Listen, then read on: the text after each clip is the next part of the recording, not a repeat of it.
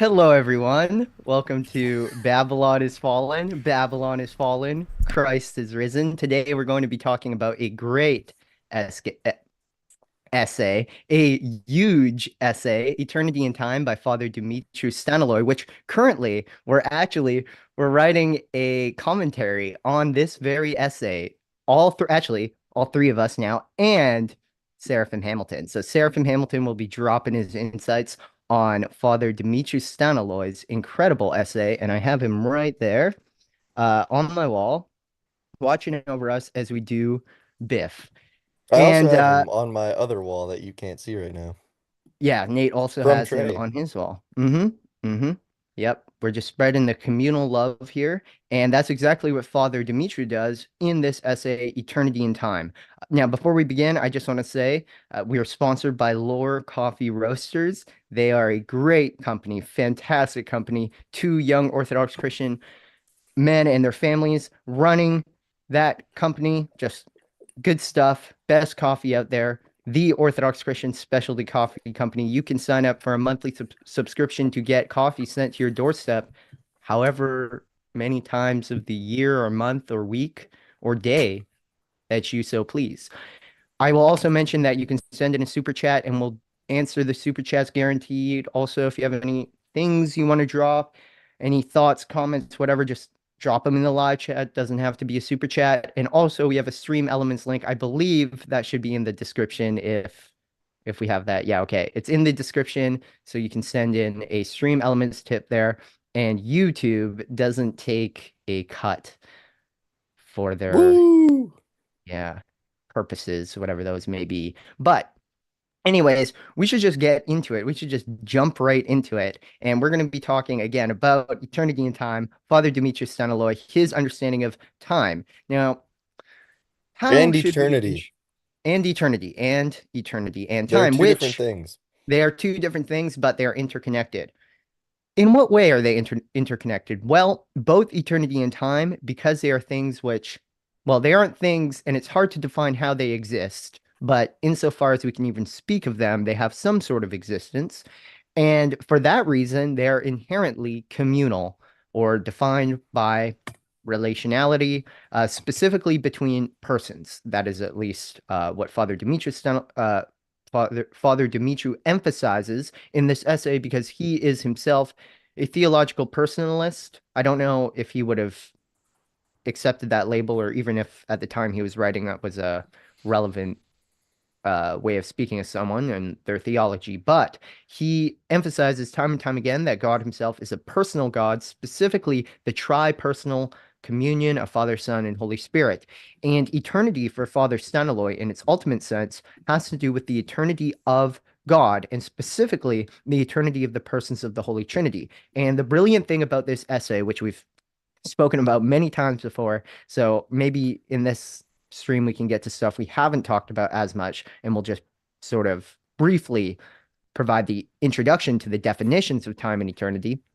But as I was saying, eternity for Father Dimitru cannot be understood abstracted from the Holy Trinity. So specifically the communion, the relation between the three persons of the Holy Trinity and eternity.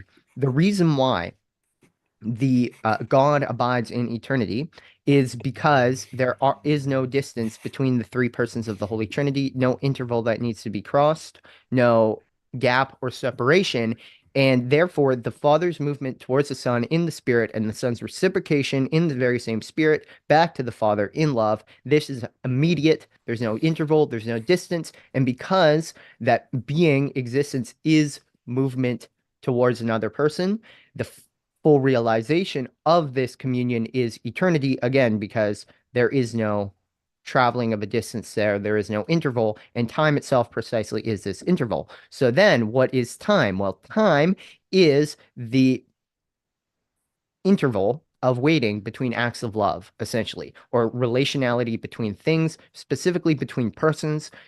It's I maybe we can get into this question in this interview, how this relates to objects and non-personal beings. I think it's basically the same principle, but time itself doesn't have a registration, a conscious registration in non-personal beings or non personal in the sense of non-conscious, without intentionality, rationality. So time is something essentially that is not it's not from them and they don't register it. So it's like it has to be measured from a different perspective. And this is actually St. Augustine, something St. Augustine talks about. And in the Confession, he links time with the soul itself. Time is something that the soul basically imposes upon the world in measuring it. And in this way, Augustine is actually a proto-phenomenologist. And while it may seem at first glance that Augustine's view doesn't line up with Staniloae's, and there are differences and limitations with Augustine, I've actually, for our commentary, I've been doing some writing, and I've realized that actually St. Augustine he's more nuanced than one may think, and there are ways we can bring this. Actually, one of the questions Seraphim asked me a long time ago is how can we bring Augustine into this understanding of time? And is it just something we have to say, oh no, he just disagrees? I don't know if I'm ready to talk about this here, but there's definitely more to be said there. That seems to be a Anyways, yeah. pattern with St. Augustine. Time and time again, we find out Yes. that he's not just wrong about Yes. everything ever. Well, what we need to do is we need to cross that interval of waiting and actually engage with Augustine. Like we can't just be standing out here alienated from him because he's a church father That's for mistake one. number one, bro. That's huge mistake, bro. Self-relation, bro, isolating yourself in self-relation, number If one you're a mistake. Western person and you're not engaging with Augustine, you have like basically forsaken one of your great birthrights. Yeah, Augustine is yeah, a titanic figure. exactly. He literally invented probably The telephone. 4 or 5 different genres of literature that didn't exist beforehand. I mean, he philosophical history, like he's Hmm. the ancestor of Hegel, of Heidegger. Father Stephen DeYoung has made the point that if you look at Heidegger's understanding of time, it's basically just copped from Augustine. Like Augustine Yeah, had all the exactly. he was cooking, dude. Um, Exactly. so and that's why we've got in the Telos Bound VIP book club reading list, we've got several big chunks of Augustine. We've got the Confessions and we've got commentary on the Psalms, and I might add De Trinitate. I just might straight up do that because it's that important. But yo, you My can hear bad. me. You're My just double bad. checking. You're just double Yeah, yeah, checking yeah. to make sure. I'm just double Yeah, checking. yeah, yeah. No, I got you. But yeah, I think basically for Staniloae, you can define time as the lack of full perichoresis. Anything that is not Yeah. fully perichoretically united to um, the ultimate person, and by extension to everything else that is experiencing time rather than eternity.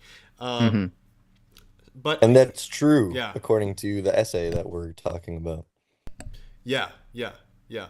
Um, yeah, I just read it and I was impressed. I mean, we did a little reading of it in the Institute server last couple nights ago, but yeah, it's especially towards the end, like he drops some very Gregory of Nyssa stuff about in Iliad about Christ not being fully submitted to the Father until Yeah. a whole Yeah. body is submitted to the Father, and eternity weeps for time, Hmm. and that stuff is just that's cool. It's just magnificent, Yes, and he it really is. is literate. He's like he cites Tillich, Bart, Karl Bart, that is, and Bart, um, Bart not Simpson. Simpson. Barf Sampson. Um, yeah, he's really is literate, and he cites Origin, obviously Maximus, Palamos. Yeah, He he's just a cites remarkable Origin figure. positively. He He'll does. he critiques the Originists in there, but Origin has this great quote about, and this, yeah, maybe we can get into this, is the sort of canonic understanding of Christ and and even the nature of creation. Like creation is the result of God's condescension to us, is self-limiting, the kenosis of the Logos to create something genuinely other than him, which is creation. And in creating something other than him, there is a distance established, a distance of nature, right? So God himself is eternal by nature, but we are not eternal by nature. And I would say even the angels are not eternal by nature, not in the divine sense, at least, because of this distance that is created through the very act of creation. God creates something with a different nature than him, which is just a necessity of creation, because if it was of the same nature of him, it wouldn't have to be created. It wouldn't have to be freely willed into existence by God. Mm-hmm. And this distance, the sort of paradox of communion, is that distance is meant to be overcome. Not the distance of nature itself, but the initial distance that is established by being a creature that is other than God. That is the basis for our sort of freedom and the type of freedom that we have, which is distinct from God's. It's a freedom wherein we can choose multiple different goods and in time, et cetera, et cetera. And that is meant to be traversed, our very purpose. If the nature of God is eternal, the purpose of our nature is to be united with eternity. So everything is communal at every levels because God by nature is the fullness of communion with it, which is also the fullness of eternity. That distance between God and us is meant to be traversed, and that is eschatologization, or whatever, however you want to call it, the bringing of the eschaton into history. That is the realization of the purpose, thank you, of the world and of ourselves. We are meant to become uncreated. We're meant to become eternal through eternal through true participation Through in God. internal transformation. Amen. Amen. Yes. Yeah. We're not just like, yeah, I sent this to Peter Lightheart, and I don't know what he'll say about that. Like, because I was reading Traces of the Trinity by Lightheart, and he talks about the structure of time. I'm like, yo, this is basically exactly what Father Staniloae says. It lines up perfectly. So I'd wonder if his understanding of salvation is just like completely distinct from everything he drops on. I'm talking about Well, Lightheart. He drops on like Lightheart eternity. isn't like fully Calvinistic in his conception of soteriology, I don't think, is he?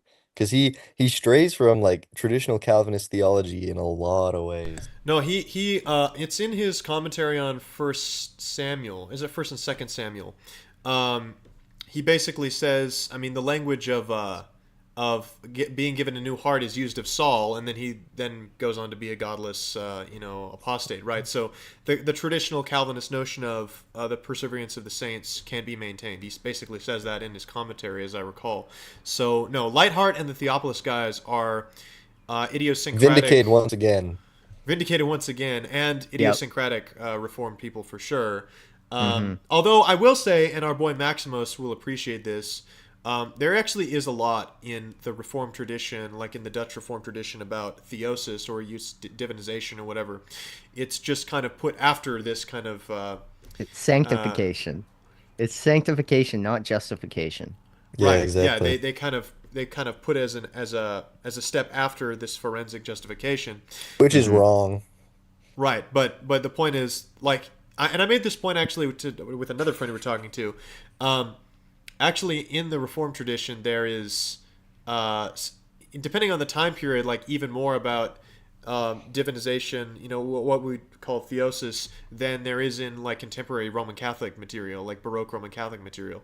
So that is worth noting. But yeah, Hmm. Lightheart, I'm not surprised if he has a view of time very much like Staniloae's. Um, Yeah. Yeah, and it's in the Traces of the Trinity book too, which the whole point is to like reveal perichoresis in the created world. And time literally is, well, I think you could describe it as the form of perichoresis. And this is why it's so difficult for Augustine to figure out what time is. It's almost funny when you're reading him because it's like he goes down the routes no one went before him, where it's like get into the heart of the paradoxes of time. And specifically, he comes at it with a self-relational perspective, and that's why he's led to all these paradoxes where he's like trying to find some what is time just as like a discrete, like especially when he's like looking at moments in time, like intervals. He basically, Zeno's Zeno's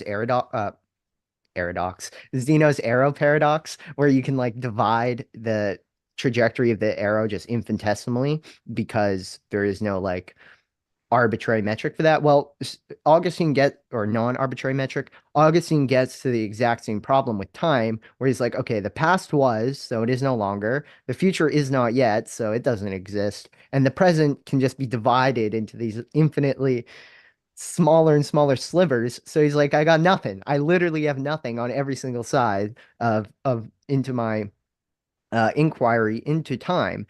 And the reason why he gets to this misunderstanding is because, which he doesn't remain at, by the way, he has his own resolution to the paradoxes. But the reason why he gets there is because he's trying to grasp moments as self-related individual things, but all a moment actually is itself emptying into the future. So if you try to abstract the future and the past out from the past in the present towards the future, if you abstract the past and the future from a present, it becomes nothing. So that's a bad abstraction in the first place. And that's why that occurs. It's because time itself is meant to be understood as the flow of time. And actually, maybe I'll just say this. I did a Patreon video on this, but a way you know that the theory is good is if it explains more than it intends to explain. And Father Staniloae's definition of time provides a great reason or explanation for the flow state that a lot of people will talk about in like business and getting when you get into work and stuff, especially with like focused work. And I would say for me, at least, it's with writing where I can get into a flow state where it's like, whoa, 4 hours have just gone by. I didn't even felt like half an hour. The reason why you have this experience, which is more like eternity versus think about it when you're bored and you're like in school or whatever. That's the most relevant example I can come up with. And you're just looking at the clock, like counting the seconds. It feels much more slower. It's like you're moving away from a fullness of presence, which is eternity, by the way, the fullness of presence with that which you are oriented towards, You're right? moving to a Because bad eternity. exactly. And we can get into that. And so, if again, we need to understand this in terms of relations, time, eternity is the fullness of relations with the other. Time is the moving towards, it's not complete yet. That's why there's time. It's an interval, but you're moving towards the other. And then boredom is you're not invested in the other at all, in the reality you are oriented towards. So, for example, your schoolwork, let's say, or whatever your teacher is saying, some boring nonsense, probably gay. This is what we're in Canada. This is what you causes boredom, and it causes you to lose a sense of being in the fullness of time, the fullness of presence, to be oriented towards something. And it's precisely because you're alienated from it. And it's the same thing with in the reverse with the flow state. It's because you are so invested in the reality, in the object or the person. For flow state, it's usually an object, I would think. And you are almost like in eternity. It's almost like you're ascending up into an eternal state. And it feels like that. You lose all sense of time because you are so fully united with the object you are oriented towards. And this actually That happens has, with people too. Like Yeah, you've so probably erotic had this abandon. experience It's where like an erotic you're like, abandon of lovers almost. yeah, yeah. Or even just yeah, like hanging out with friends. It's like Time you flies you when you're go out having at seven fun. o'clock, Yeah. this is and then true. next This thing you is know, it's true. 2 a.m. Yes, this is true. And it also perfectly explains like mystical experiences or whatever, where you're like the saints talk about. Saint Sophrony, for example, talks about when your like mind is elevated to direct communion with God, when the mind descends into the heart and you meet God there. Why does this feel like eternity? Like, why do they lose all sense of time? It's because time, in the ultimate sense, is our movement towards God. It's that traversing of the interval. And those who have attained the prayer of the heart have traversed the interval. So they are in eternity because they are in God. They're mutually interior to God. As Allheart was saying, this is perichoretic, our understanding here. And yeah, that's So That's that. so sick, dude. yeah, for Staniloae, the impression I got was that time is perichoresis. Excuse me, eternity is perichoresis, and time is not qualitatively different than eternity, but almost quantitatively different. Like it's not that we're dealing with quantities, but it's not a difference of it's not a difference of category. It's a difference of degree. So Yeah, basically, time is the lack of perichoresis being fully what it yeah, is. So yeah. it's It's just almost less eternal. it's just less of what eternity is. It's kind of Because yeah, it's like C.S. it, Lewis it says God is approaching an infinite speed. It's that you're not receiving him at infinite speed yet, so you experience time. Yeah. yeah.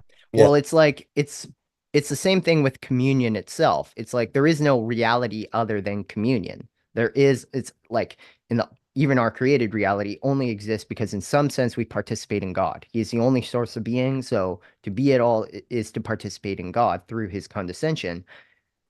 Now, we don't fully participate in God, yet we exist. What's the solution to this antinomy? It's that we're not fully existing. We haven't reached the fullness of the potentials of our nature, haven't been fully actualized.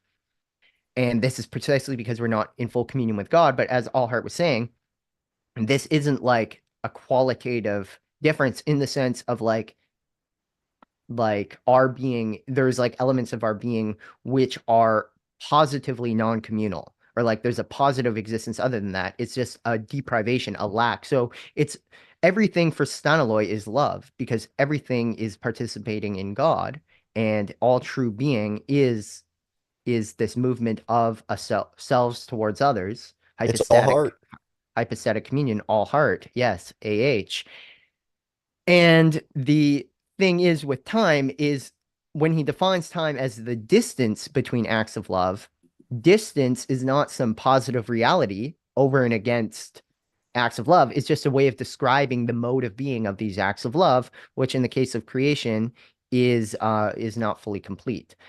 So I forgot where I was going with that, but yeah. But here's a heart. But here's a heart. Yeah. So I have a question.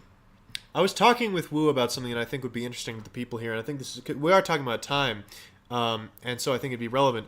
So me and Woody Wu were shooting some Jordan Daniel Wood quotes back and forth last night. He was sending me some cool passages from the whole mystery of Christ, creation's incarnation, Maximus the Confessor. And I remember I was listening to your interview with the great Dr. David Bradshaw at work today, which you did on this essay. Everyone should go listen to it.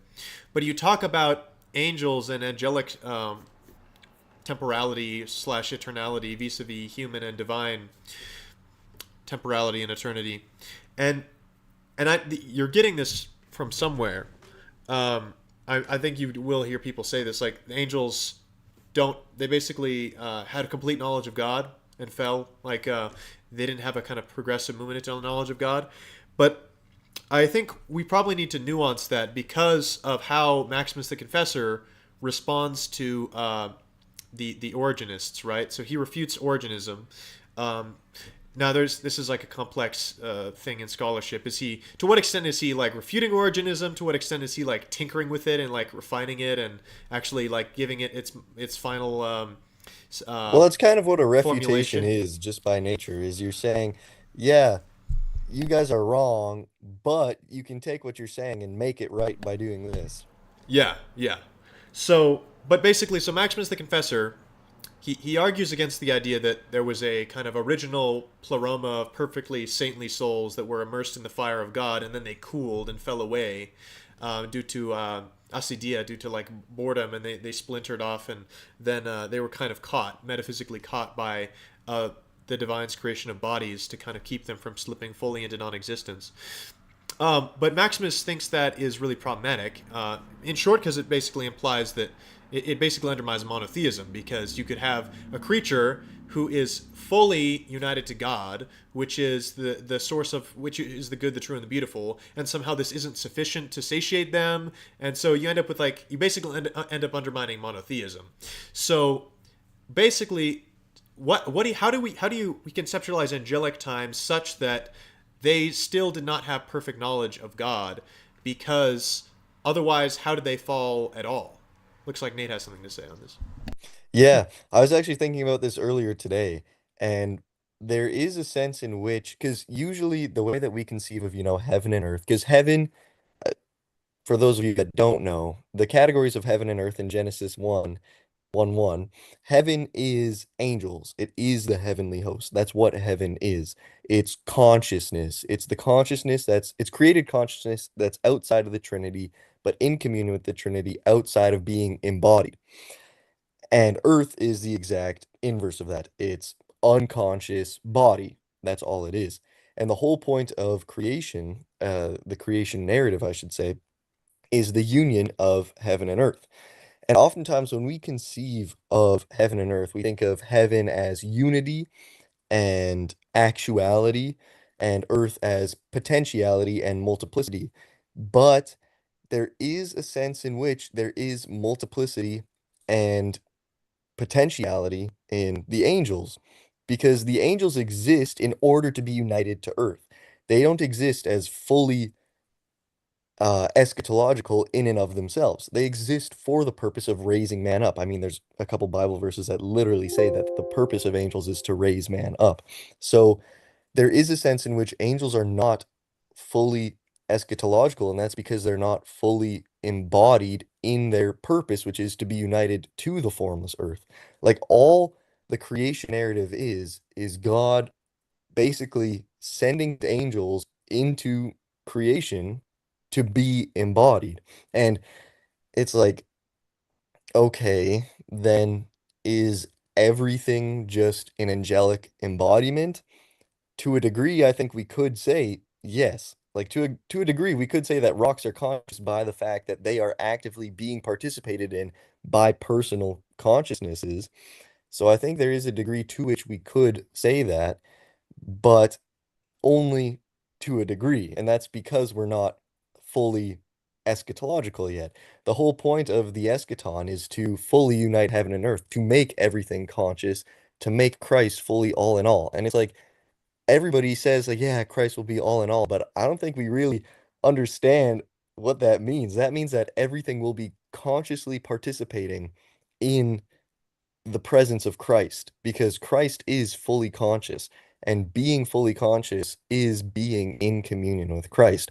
Like we only exist in time insofar as we are not fully conscious yet. Right. That's what That's C.S. what the Lewis is gnomic talking about. will is. The gnomic will is the Yeah, result of a lack of contact with God. It's a kind Hmm. of ignorance. It's a kind of yeah, exactly. you could say like Gnostic ignorance, like as in gnosis. Like there's a lack of that kind of intimate knowledge that is. Yeah. Yeah. And that's what C.S. Lewis is talking about when he says that our life is like a dream that we will wake up from in the eschaton. And that's because we will become fully conscious because consciousness is an energy of the Trinity. And that means for Christ to be all in all, that means that Christ's divine consciousness will permeate everything. Obviously, that's going to happen through the created consciousnesses of heaven, which ultimately only work through being united in man to the embodiment of the earth.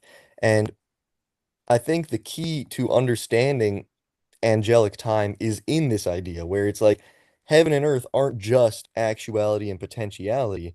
They both exist in a state of potential insofar as man has not completed his task in uniting them yet. So I think that for like practical reasons, it is useful to conceptualize heaven as actuality and earth as potentiality because that's the way we experience it. But to kind of externalize this, there is a sense in which there is potentiality in both, insofar as they don't exist independent of each other in their eschatological Well, sense. I think Plotinus might have the answer to this because he talks about like basically actuality and potentiality are like relative terms. So they kind of think something can be potential for an actuality at one level, but at another level it's actuality for another potentiality. So like me, It's you know, fractal. it's fractal. So yeah, I mean matter and form are like have a fractal relationship. So in relation to one thing, something could be form. So like my organs in relation to my cells, but its potential, its body in relation to my organs are like body or potential in relation to me. So yeah, it's definitely kind of Oh, all the way up, all the way down kind of thing. there's actually a Bible verse that there's a parable of Jesus that's really interesting when we're talking about this. I think it's Matthew 17 verses 30 to 31. I think it's where Jesus says that the kingdom of heaven or the kingdom of God is like a mustard seed. It's the smallest of seeds, it gets planted, then it grows into a beautiful tree that the birds make their nest in. Now, birds in the Bible are a symbol of angels. So what we're seeing here is we're seeing the seed of faith, because the mustard seed is also called like faith. So it's the seed of faith. It's that initial gift of grace from God that throws us into existence. And then it grows, it reaches down into the multiplicity of the earth. It gathers up the raw material of the earth. It unites it with the light from above through photosynthesis. It grows. And in growing into this beautiful canopy, it in a way becomes actuality for the angels. The angels come and they make their nest in it. It becomes that which gives the angels ability to function. So I get what you're saying, and I think this ties into the verse where it says that man was made for a little while lower than the angels, but to have glory. Uh, and right now, we do not have necessarily um, actuality over the angels, so to speak. But that's just because we are not fully eschatological yet. And ultimately, we are to be raised above the angels, and that's because we're able to participate in the material world in a more direct way than they are. Like their participation in the material world is fully dependent Mhm. on our participation in the material world. And that's why the devil doesn't have any direct power over the earth unless he's working through men. And that's why, like, the devil is kind of dumb. He's taking all the people that he's able to manipulate the world through, and he's basically leading them into self-relational hell where he can no longer work through them to participate in the world. So he's kind of shooting himself in the foot by being evil. Kind of dumb, Mhm. but I mean, we know that already. Don't But be yeah, evil, Yeah. what kids. You go to hell before you you're die. saying is absolutely true. Yeah. What's up? Yeah. I just wanted to comment on because I was just thinking about this a bit. The what is it? Man is for a little while made lower than the angels. Now, this is the reason why we will be crowned with glory and honor is because God Himself, the eternity, also became a little lower than the angels, according to St. Paul in Yeah, Hebrews. well, that verse is quoted in relation to Jesus.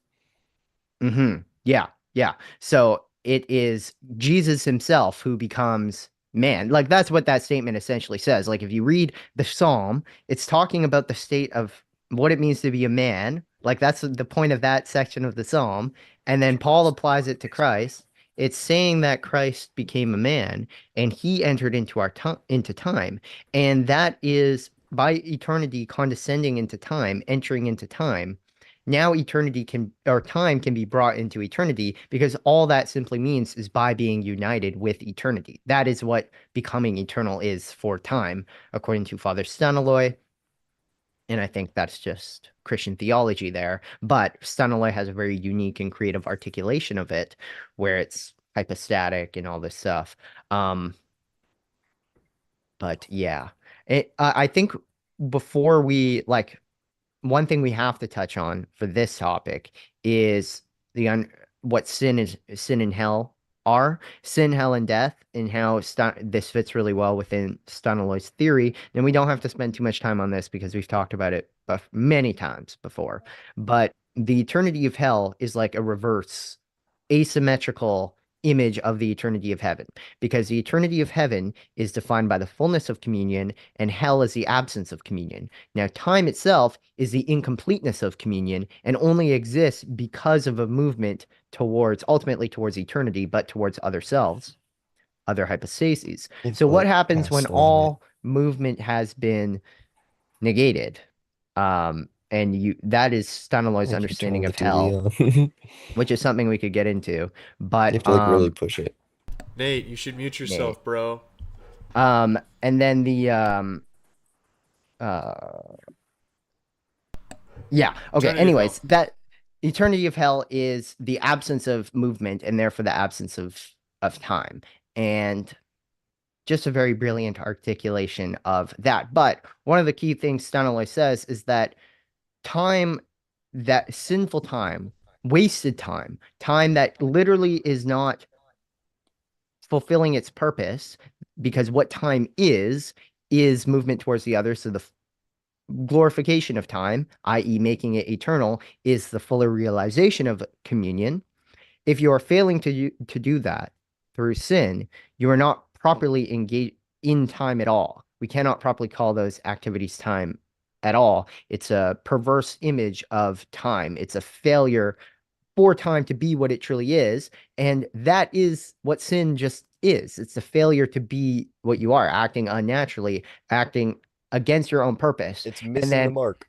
exactly. And then the paradoxical uh, point or whatever, or the paradox that you can get from that is that the very fulfillment of your nature, time becoming itself, is it by transcending itself. And that is the nature of creation, because in a sense, this very pattern exists in God himself. How the Father is fully himself is through begetting the Son in the Spirit.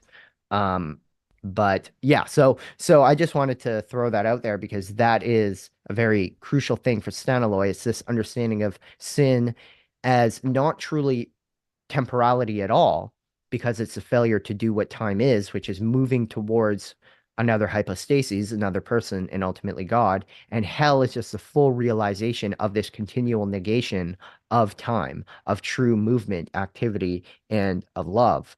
And it is this immersion into a self-relating point of withdrawal from the other that is the eternity of hell. Um, yeah, but we've Yeah, talked about this before many yeah. times.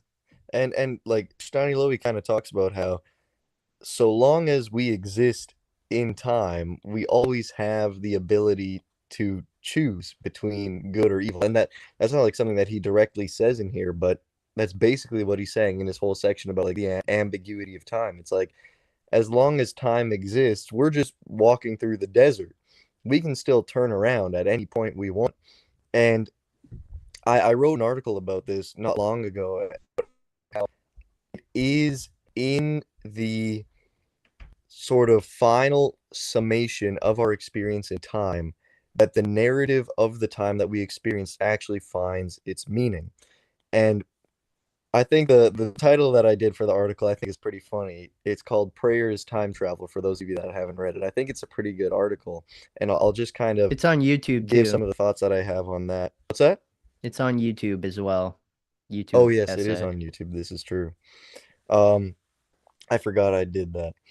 Um, but basically, the point that I make in the article is, and I'm going to kind of expand on it a little, particularly in the context of the way that Staniloae describes things. Actually, Florensky has really interesting ideas about the four-dimensionality of creation and how creation doesn't exist just as like three-dimensional space that happens to be moving through time. He takes the position that time is the fourth dimension and that the fullness of a thing cannot be understood until that thing is given its full experience in time. And it's in that final existence of that given thing that we can see it in its four-dimensional fullness. Like, think about a forest. You can't look at a forest when it's just two trees, like the forest is just starting to grow, like 200 years ago or whatever. It's just two trees, and you look at it and you go, oh, this is the forest. But you also can't go, 150 years later when it's just 200 trees and be like, oh, this is the forest. You have to look at the forest across its entire experience of time. And once that forest reaches its fullness, you can then look back at those two trees and go, yeah, that's the beginning of this forest. But at the moment, when it's just two trees, Hmm. it's like, that's not a forest. We don't know that's going to be a forest. It's just two trees. It's the same But thing then with a when you look mustard at it, seed too. It's the pattern, and the exactly, body then reveals the pattern, manifests the pattern. exactly. Yeah, And yeah. it's not until you reach that fullness, which is eternity, that you can then look back and you can see that retroactive imposition of meaning by eternity onto time. And it's like, it's not even a retroactive imposition because eternity is both after and before time.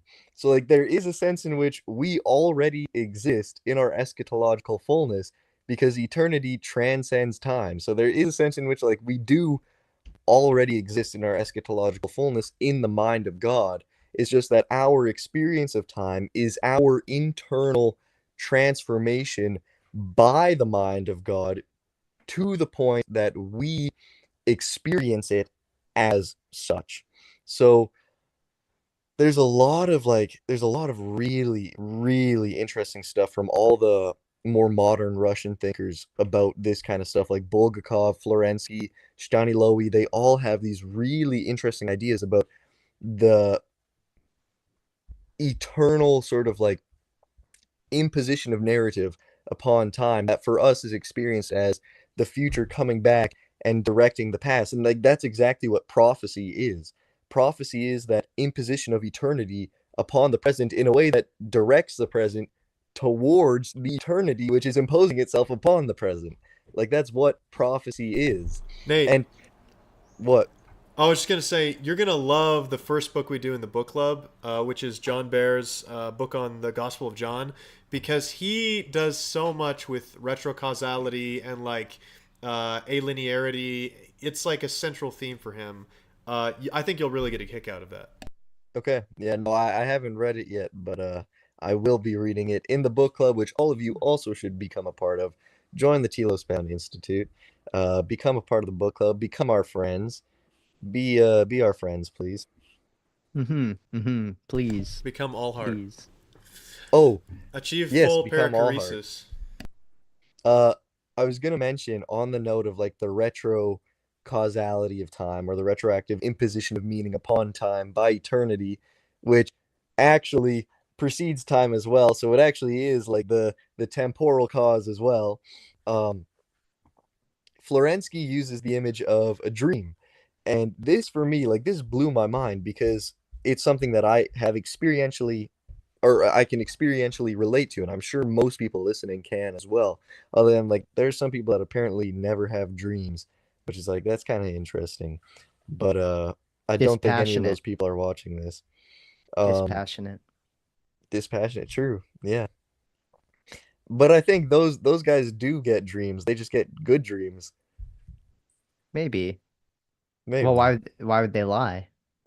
Dreaming Do they is a say they don't descent. have dreams? Dreaming is a descent into the tohu vavohu waters.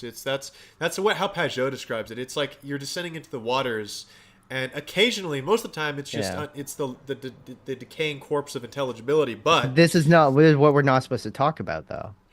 Or I well, guess no, This not is this in true. particular. it's If I was related. like, But yeah, yeah, yeah. But yeah, occasionally, a dream can become like a mirror, like the waters are still, and then it perfectly reflects the moon or the sun, and it yeah, becomes this ultimate yes, manifestation of intelligibility, which is what prophetic visionary experiences are like, I think, too.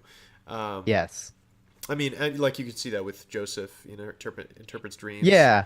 And And I like think every it's prophetic yeah, dream ever in the Bible and outside of the Bible too.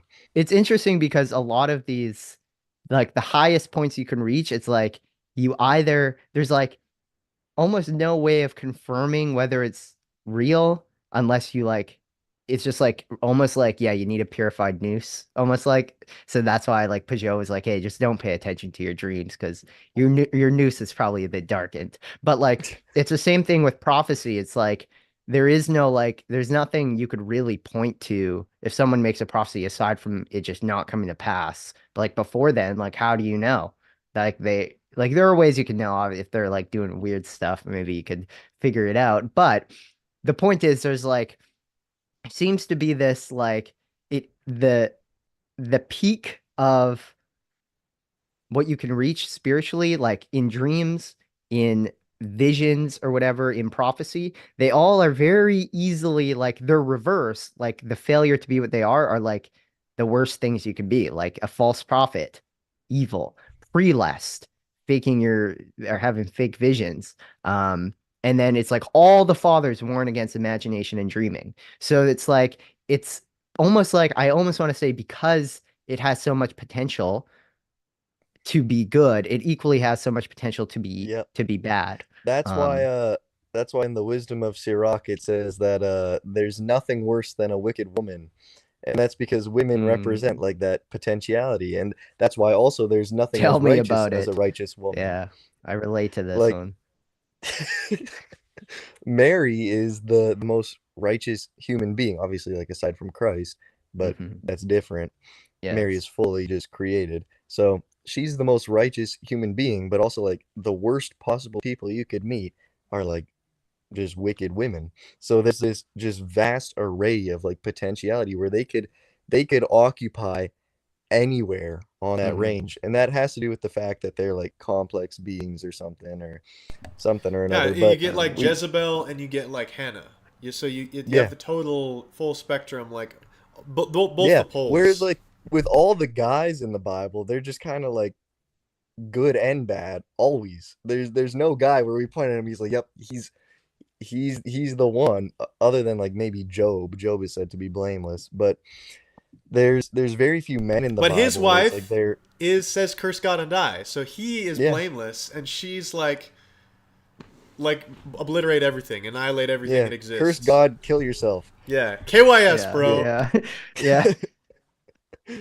Yeah, exactly. But I was gonna make a point about Florensky's um idea about dreams that he uses to explain like the retrocausality of eternity upon time. And the example that he uses is you start having a dream, and it's about the French Revolution, where you have point A, point B, point C, point D, and it's a perfectly constructed narrative where everything, follows and it makes sense. And you say, yep, this dream started with point A caused point B caused point C. Like you go, you are, riding in the streets, whatever, and then you get imprisoned or something, and then it all ends with you getting beheaded. And the moment you get beheaded in your dream, you wake up to find out that something from your headstand or your headboard fell on top of your neck right as your dream ends. And it's like, I've had experiences just like this where I wake up because in my dream there was a gunshot, but in real life, the cause of me waking up was a door slamming. So you can both say that the beginning of your dream caused your dream to end in the end because the narrative reached its fullness. But there's also a point in which, or there's also a sense in which you can say that it's the external imposition of the future cause of your dream ending from the external noise or sensation, whatever it was, that worked back in time and imposed this narrative all the way back on the very beginning of your dream. And it's like that's experientially true for I think all of us, and that's Yeah. analogous to the way in which we can understand how eternity retroactively imposes itself upon the narrative of time, pushing us Hmm. towards that. It is like a really insightful point, and it's like one of those things that are just, how do you explain this as an atheist? It's like, why did that door why did my dad open the door to my room at the exact moment where also whatever something happens in my dream that's interpreted as the door and opening? It's like the climax of a whole narrative in the dream. Like there's no Yeah, reason why these temporal lines should converge like that, but they very often do. Like why is it that someone bangs something and that's like you dying in your dream from a gunshot? And like why did that happen at the exact same time? How do we Yeah. explain this? Why is this so often occurring? Yeah. Odd. What in your dream Um, was very a odd. was an A to B linear sequence of causality where one thing precisely entailed the next. But yeah, it's all kind of resultant from the true cause, the first thing, in the sense of it's like ontologically prior, which is something that is going to happen, to wake you up yeah. in the waking world. And yeah, that's just, and when you drop that, this was before I was like fully like doing stuff with Telos Bound, but when Nate dropped that video on the Florensky dream thing, I was like, yo, dude, Florensky is like, he is the Russian Leonardo. He's like total giga brain, like He's galaxy dub, brain dude. chud. Like that's literally Florensky. Literally Florensky. Someone, Marcus, earlier at the very beginning, said that Cole looks like a retired NASCAR driver. Ain't that the truth? He does. He does. With like Especially a with the chewing grape icebreakers. I'm sipping Crush, dude. yeah, but the paint the painting doesn't align with the look though. Hey, I'm a boomer in Florida. I get to collect art now. I've done my Yeah, NASCAR yeah. career. Okay. Do you have like weird portraits of like Bill Clinton Yeah, yeah. naked? My Epstein Island portrait of Bill Clinton in a Yeah. dress. Yeah. Okay. Whoa, we got Gene Apologetics here. Hello, Mr. Gene. We also Yeah, got a this super guy. chat from Blue Skittel. Yeah, no comment No whatsoever. question, comment. Yeah, we Okay. love it because we hate our super chatters, and we hate We don't reading want to super hear from chat. you, but give us your money. Yeah, yeah. Yeah, Just kidding. exactly. You We say do want that to at hear from our you. Join the Teal Span Institute. We'll be friends forever. Ride or yeah. die. Be our friends, dude. We're lonely. Guys, unfortunately, I need to go. I need to call it early, but I think you guys should finish it off, do the lore stream, and then if there's any super chats or any stream element stuff, then you can do that. I'm sure everyone will leave now that I'm leaving though. So I'm sorry, Fake, guys. I'm sorry fake. We about can we that. can hold down this ship, bro. You can. Okay, I know, I know. I trust you guys. I trust you guys with my life. You guys are my brothers in time and in eternity. Wow, dude. Um, and you guys don't even know the lore behind that.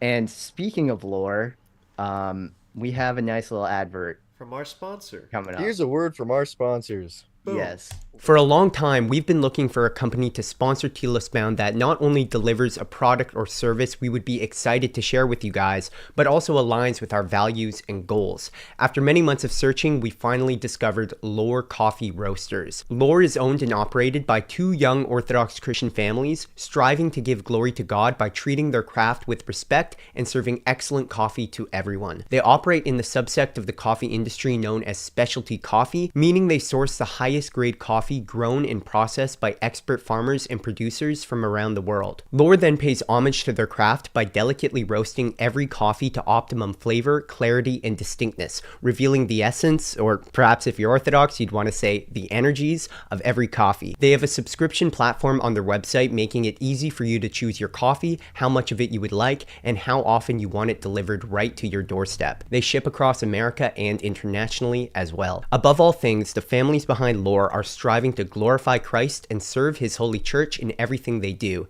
and we at Telos Bound can get behind that. So thank you so much to Lore for the great work that they do and for supporting Telos Bound. Please consider supporting them and us by using the link in the description to purchase your coffee.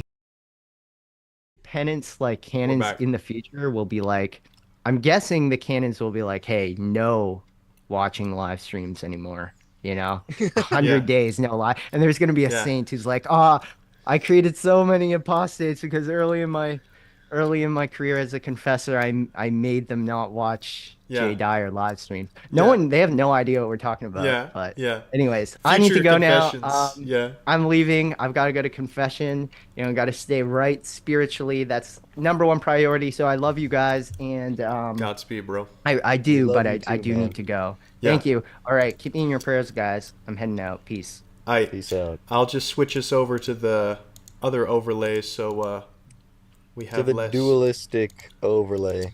Or I could have one with the line through it. Oh, baby. Is that working? Yeah, it is working. You just look weird because you got the... Okay, but we're rocking, though. Dude, Okay. can you just zoom in on me a little so that the horizontal...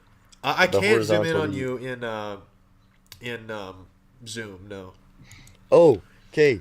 If anybody watching this knows how to fix, bless you, knows how to fix Discord being super laggy on MacBooks, please let me know how to fix that. Because I got a MacBook and now Discord does not work.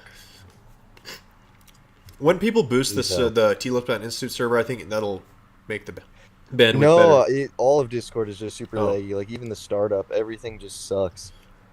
And apparently it's because it's just not optimized for Macs. But like Trey has Right. a Mac, and Yeah. it works for him. And my Mac's newer, so it should work better for me. The festal dimensions of the mutual devouring between eternity and time is worth extrapolating. Outside of time, you're either eating the Eucharist or the hollowing dust of its shadow. Woody Yeah, Woo dude. with always the most high IQ and harrowing remarks. Yeah, dude, very true. I agree. Me and Woody Woo have high IQ conversations and DMs, and also in like dumbass gaming server, we'll just be swapping back and forth the best stuff. Mainly him. He'll just say some very high IQ stuff. Like the quote he was pulling up from Wood's book about Originism and how it basically entails a violation of monotheism is really good. I mean, that's because it's literally stupid. Like, how is you can't be you cannot be a perfected being and still be able to fall. Like, that doesn't make any sense, bro. Anyway, It doesn't make any sense. it 'cause implies it's there's not a principle. true. Yes, yeah, it doesn't make any sense. It's unintelligible because it's not true. We got a lot of interesting people dropping stuff in chat. And Jonathan, Telos Bound Institute member, very high IQ individual. I've had some great conversations with We him. love Jonathan. Jonathan's great. Nathaniel J. Franco, all the best guys in here. Yeah, really remarkable dudes. We got some YouTube members. I think that's Cat Cans. Marcus, obviously. All the regulars. Pano. Just, yeah, great people in here. Does the Holy Spirit... Is there anything from Stream Elements or no? Check that. Looks like it's still just the super chat from the Blue Skittle, who was excellent and sent us money. Blue Skittle, thank you, bro. Yeah, that was excellent. So, I don't know if we have any questions. Origin be like, use your free will just to leave heaven, man. Yeah, it's a question. That's a real question about because clearly the Origenist tradition ended up totally batshit insane. Like if you're saying that, yeah, like saintly beings could fall, like you could somehow you have union with God and then like cool and get bored and like that's moronic. Um, oh, my friend Adam is hitting me up in chat and telling me I should get back to him. You called me during stream and I had to like mute my mic. It's chill though. But if you, we're gonna get into Origin in the VIP reading group because Father John Bear, who also did the book I just mentioned to you earlier, Nate, about John's Gospel, Yes, has sir. done recently a great new edition of Origins on First Principles, and he's really cleaned up the text because the text was really bad, like in a really bad state. Like the was it who was the Kaiserman who did the German? He did the he basically did the what's the term, like the critical edition of on First Principles, but he just added a bunch of horse shit to it because he like didn't trust Rufinus, the Latin translator, and he just like did hermeneutics of what's the term, hermeneutics of like when you don't trust, you basically have a like a totally misplaced distrust of your sources.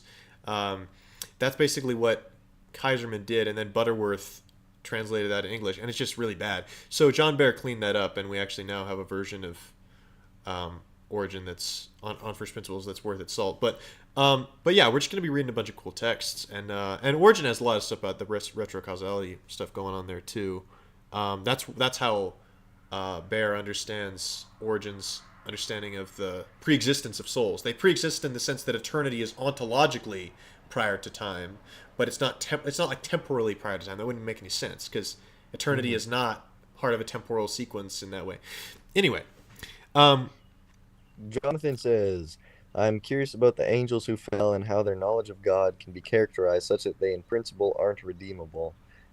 Bulgakov would say they are redeemable, but yeah, we're not going to say we're not anything going to on say that anything on matter. that. Um, Curious about the angels who fell and how their knowledge of God can be characterized such that they are, I in principle, I aren't think I redeemable. have something to say about this.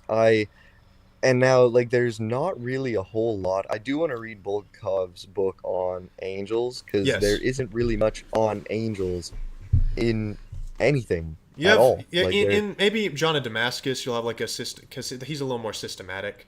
Like he'll yeah. maybe talk about it, but yeah, But even then, Bulgakov like is one of the there's few. there's not a lot of really explicit theology about angels, and that's something that I definitely want to look into a little more. But there is a sense in which angels exist as the created logi. Now, Saro says that they're not tit for tat, one for one, but there is a sense in which the created logi exist in and through the angelic personalities, which are created as like created consciousnesses which embody the divine logi, because that's literally the entire point of angels is to exist as created consciousnesses which God works in and through in creation. That's the whole point of the heavenly host. I mean, on the second day of creation, we see them do exactly that.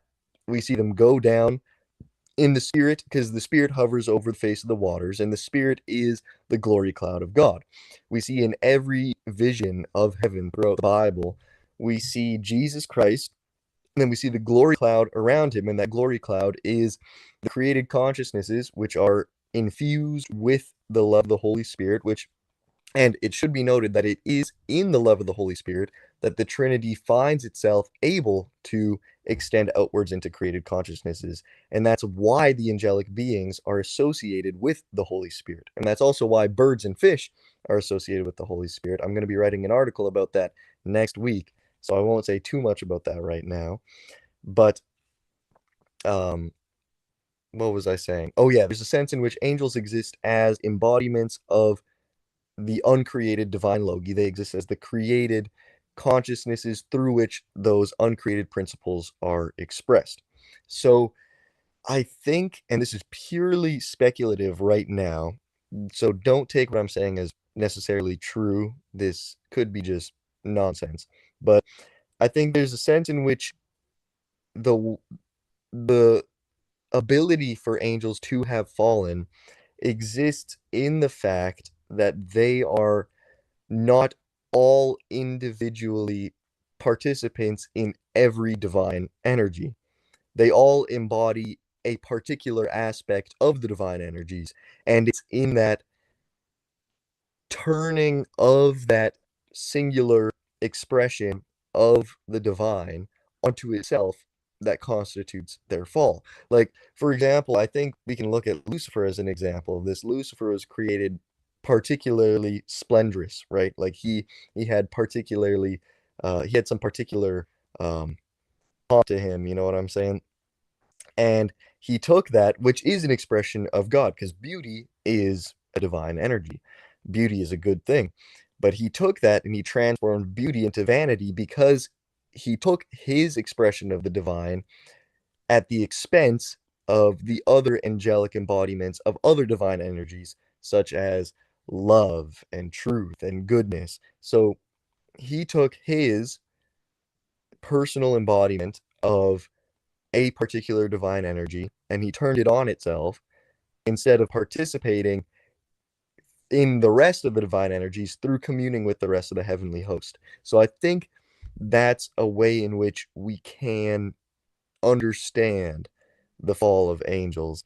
And that's not necessarily like exhaustive, like, oh, this is the answer, this is how angels fell. But I think that that gives us a bit of an insight as to how that happened. Right. There's still a lack of total perichoresis because you said they're associated with particular logoi, and that's very interesting. Yeah, because there's not a full Yeah, total interpenetration yet, even among the and this angels and ties God into what and we were each other. saying earlier about how this is the sense in which angels exist in potentiality still, because they are not fully embodied in Christ's taking on of everything. Like they don't express everything all at once the way God does. So they exist in potentiality insofar as they are not fully united to God taking upon himself everything. And like I was saying earlier, Christ becoming all in all is the infusion of this personal consciousness into every aspect of creation, which is the entire purpose for which angels were created in first place. Yeah, that's dope stuff. Boom.